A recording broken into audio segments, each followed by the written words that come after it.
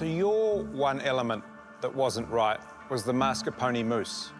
There was far too much of it and it was over-whipped. Kind of coated the top of our mouths and really dramatically altered the eating quality of the dish. Richard, at this stage of the competition, it's down to splitting hairs. Less than 10 minutes to go. Less than 10 minutes. Come on, guys, you can do it. Okay. I've got to do my mascarpone cream, and I put it in the bowl, whisk it all, and then it gets quite stiff. That's mixed. It's done. I'm a wee bit concerned about this mascarpone. I know that you can't over-whip it. It curdles. It goes like a almost buttery-like. It's very creamy. I'm sort of thinking, oh, I hope it's going to be all right. But I've just got to move on. Thanks. Oh, fogging up. I can see George is a little bit scared at this stage. Oh, God. Pissing and bopping everywhere. I was never good at chemistry. But it all turned out okay, thank God. Everybody should be thinking about plating. Recall how it looked, how it was balanced. How the hell does it look like again? I have no time to think, so I just like freestyled everything. Timmy, you under control? Hey, getting there, Mark. Under the pump. Have you missed anything? What are we No, missing? I've still got to do the peaches and the almonds. But apart from that... Plums, is it? Yeah, that's it. Yeah. One of those stone fruit. Is it mousses down first, then it's the... 3 different mousses? Yeah. Then you tear gently the sponge, because if you squash it, you lose all that air. Yeah. Then the plums. Yeah. Then the fronds. Then you Fennel grate fronds. a little bit of the Smoked smoked almond. almond and set the disc on top. Sounds so simple. Sounds like anyone could do it. Here we go. Bring it home, make us proud. I bring the chocolate ganache out. I know it says whisk in the recipe, but I just don't have time. And I don't have the strength or the power in my arms to be able to whisk it. I get the electric whisk out and it blends it too fast. And straight away it goes too thick. And I believe I've split it.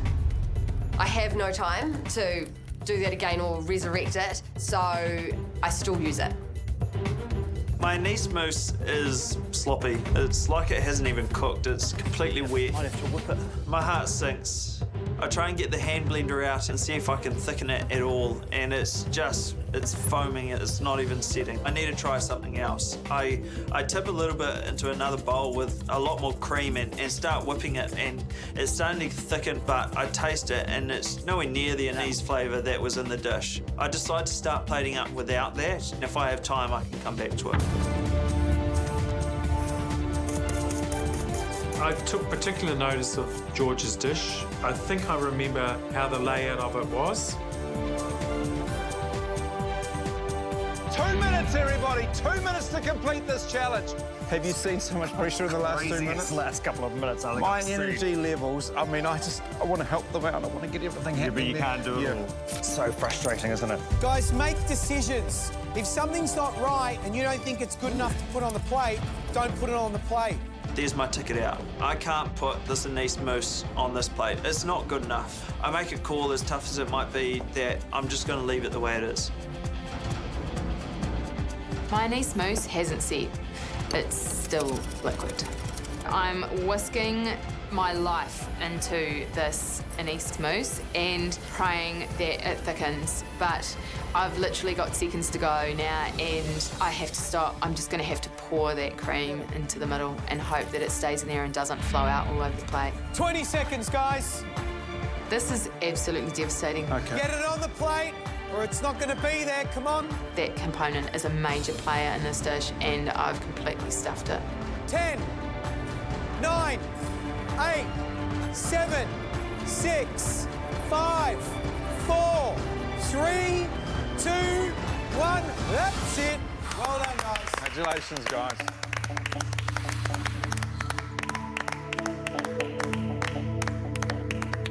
I made it. So happy. Yeah, it's like I can have a deep breath now. I'm just so gutted because it's such a beautiful dish. I feel like I've absolutely massacred it. Oh, Glenda. Give me a... No, I don't want to go on TV.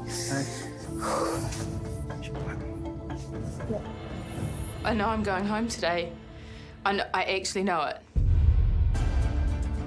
I'm taking my dish up to the judges and George, and deep down I'm feeling really disappointed in myself. It's really hard to, you know, sell something in a positive light when you're really low.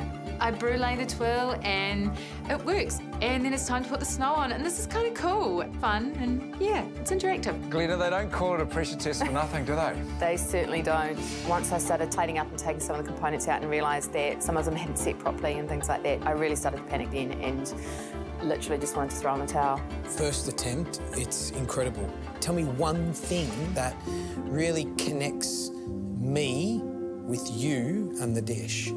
It's my life on a plate. A little bit messy, a few things broken. And this is my opportunity to do something really amazing for myself and take some time out from a career where I worked really hard to get there and then realised that that's not where I want to be. And this is where I want to be. And having people like my son who will be proud of me. I reckon your son's sitting at home right now, potentially licking the plasma screen. Yeah? Oh yeah, I'll be replicating this one at home, definitely. Thank you very much. It was a real pleasure to meet you. Lovely to meet you. Thank you. Thanks, Glenda. George, first up, thoughts, presentation? Now, the issue is that aniseed cream, it looks like pouring cream. Yeah. Shall we taste? Yeah, absolutely.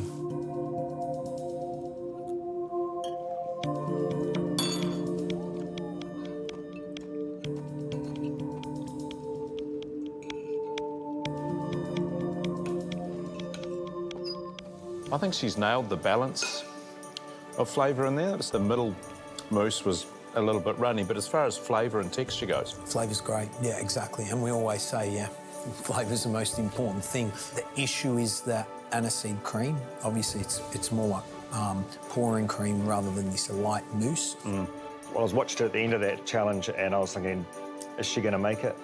Is it going to happen? She got it to the table, looked good, flavours are working, so I'm happy for her. Good start. Great start. Great start. Good on you, Glenda.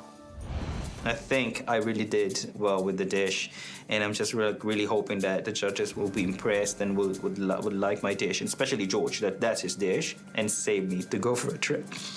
Well done. Congratulations. You should be super proud. So what's the plan? What's Well, the my dream? food dream is to basically put up a restaurant designed to work side by side with my family members, and that's the main goal. Because I think Filipino food is pretty much underrated at the moment. You know, George talks about having fun in the kitchen and being up and positive. There's this lovely self-belief in what you're doing here and why you're here. You know, I'm pretty sure we're going to enjoy this again, so... Thank you. Great job. Leave us to taste. Cheers, Leo. It's been a pleasure. Thank you, George. Thanks, Leo. Thank you. Well done, man. See it. Slightly concerned, he's put a lot of the pollen on the top. Yep. That now, once you brûlée, sort of, he's burnt it. It could be a bit of bitterness. Yeah, potentially could be a bit of bitterness.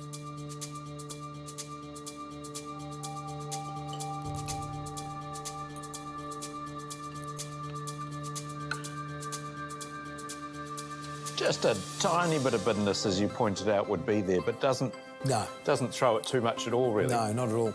Great flavour of aniseed. Yeah. Really lovely flavour. My only concern on this dish is the sponge. You know, it's a bit chewy on the palate. But these are, you know, I'm picking it apart here. You're splitting hairs a little bit. I am. But again, I think we have to because it's going to be that tight. The middle mousse, he got that. It could have been probably a little stiffer, but it was there, and it's the best we've seen so far. Just goes to show, from pig farmer to, you know, a petite plate of, you know, pastry. I mean, it's extraordinary. I'm actually surprised he didn't sort of just slip a Filipino touch in there, because that's normally what he does. Feeling quite resigned to the fact that, you know, there's a real possibility I might go home today. I know that some of the elements haven't worked out okay. I'm hoping I've done better.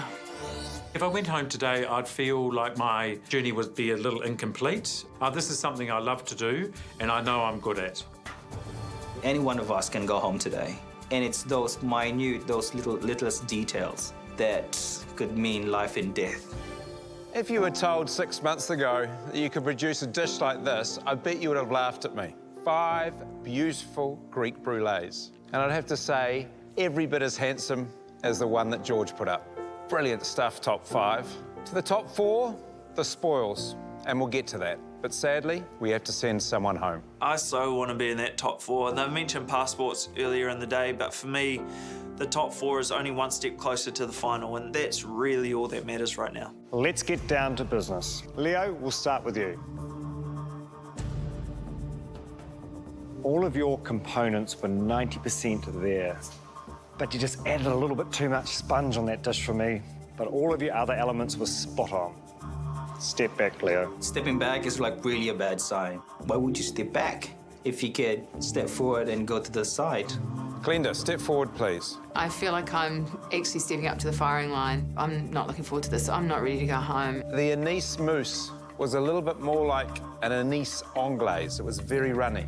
And you know that it only really takes one component to throw a whole dish out. Yep. Step back, please, Glenda.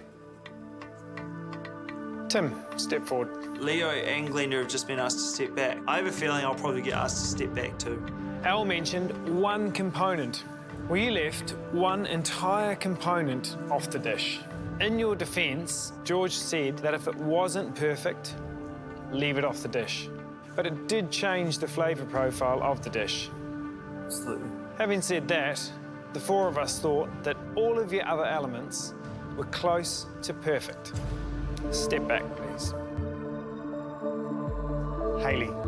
Whoever goes home today, you know, they're going home on the back of just one small thing going wrong, which is making it so hard for the judges. Pretty emotional day in the kitchen for you today, wasn't it, Hayley? It was. Same deal, one element, you know it, and we know it. You split your chocolate ganache. Mind you, the rest of your components were fantastic. Step back, please.